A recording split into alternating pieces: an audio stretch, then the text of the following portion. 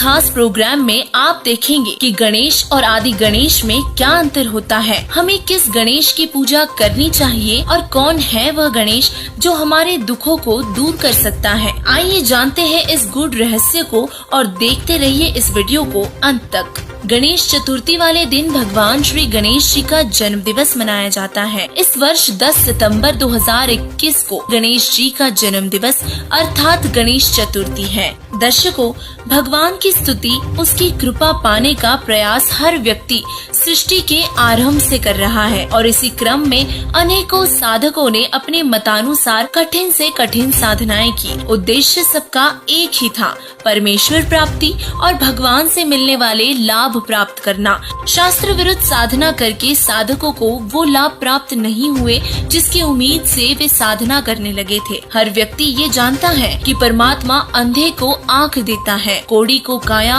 और बांझ को पुत्र देता है तो निर्धन को माया। परंतु इतनी भक्ति करने के बावजूद भी आज हमें वो लाभ प्राप्त नहीं हो रहे हैं जिनके बारे में हमने केवल सुन रखा है पर कभी महसूस नहीं किया। और एक ऐसी ही परंपरागत पूजा है गणेश चतुर्थी, जिसमें भक्तजन गणेश जी को आराध्य देव मानकर उनकी आरती स्तुति बहुत ही श्रद्धा व उत्साह से करते हैं। गणेश चतुर्थी कैसे शुरू हुई, क्यों शुरू हुई? पुराण ज्ञान अनुसार सृष्टि के आरंभ में सभी देवी देवता एकत्रित होकर भगवान शिव जी के पास अपनी दुविधा दूर करवाने के लिए गए।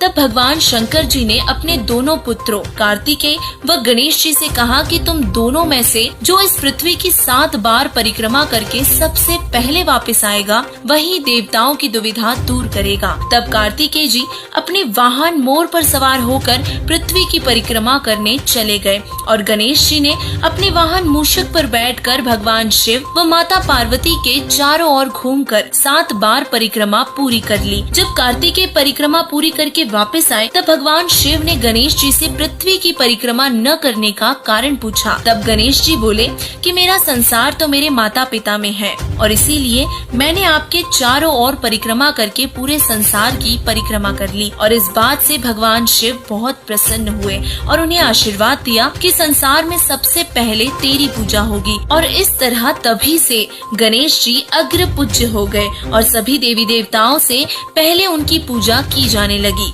गणेश पुराण के अनुसार भाद्रपद शुक्ल चतुर्थी को गणेश जी का जन्म हुआ था और जिस कारण से इस दिन गणेश चतुर्थी मनाई जाती है। अब विचार करने की बात ये है कि जब भगवान शिव जी स्वयं ही पूर्ण परमात्मा नहीं है, अजर अमर नहीं है और स्वयं जन्म और मृत्यु जैसे भयंकर चक्र में फंसे हैं, तो भगवान गणेश जी सर्वोत्तम परमात्मा कैसे हो सकते हैं? वे साधक का मोक्ष भला कैसे कर सकते हैं? वे अविनाशी कैसे हो सकते हैं? और जब गणेश जी ही जन्म और मृत्यु में आते हैं तो वे साधक का मोक्ष कैसे कर सकते हैं? यदि ये कहें कि गणेश चतुर्थी के दिन लोग भगवान गणेश जी का जन्मदिन मनाते हैं तो ऐसे दिन की क्या खुशी मनाना जिस दिन के आने से आयु बढ़ रही हो और वो देव, व्यक्ति या महर्षि अपनी मृत्यु के निकट जा रहा हो। हम तत्व ज्ञान के अभाव से इस प्रकार की शास्त्र विरुद्ध साधना में लीन हो गए और सही साधना जानने का कभी प्रयास ही नहीं किया। जिसने जो कहा वो मान लिया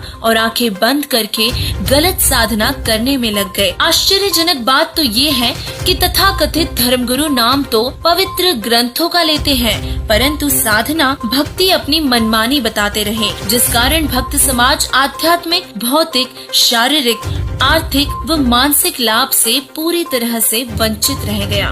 फलस्वरूप कुछ लोग नास्तिक हो गए तो कुछ अन्य परमेश्वर की खोज में निकल पड़े, परंतु सही राह न मिलने पर वे खोज करते रहे और आज भी कर रहे हैं। बहुत से लोगों का मानना है कि भगवान एक न एक दिन उनकी जरूर सुनेगा और उन्हें सही मार्ग दिखाएगा। तो ये समझ लीजिए कि आज भगवान ने आपकी सुन ली और ये सही मार्ग आप सबके सामने रख दिया। वर्तमान में तत्वदर्शी संत रामपाल जी महाराज जी ने मानव जाति पर ये दया की है और सभी धर्मों के पवित्र सदग्रंथों को उन्होंने भगत समाज से रूबरू किया व उन्हीं से प्रमाणित कर ये सिद्ध कर दिया कि गणेश जी की साधना का मंत्र कोई और है। संत रामपाल जी महाराज जी भक्त समाज को शास्त्र अनुकूल भक्ति साधना बता रहे हैं जिससे उनके अनुयायियों को सर्व लाभ प्राप्त हो रहे हैं और वे पूर्ण परमात्मा कबीर साहिब जी की तथा ब्रह्मा, विष्णु, महेश व दुर्गा, गणेश जी सभी भगवानों की भक्ति साधना वेदों अनुसार बताते हैं, जिसे करने से परमात्मा प्राप्ति के साथ साथ भौतिक व शारीरिक लाभ भी प्राप्त होते हैं।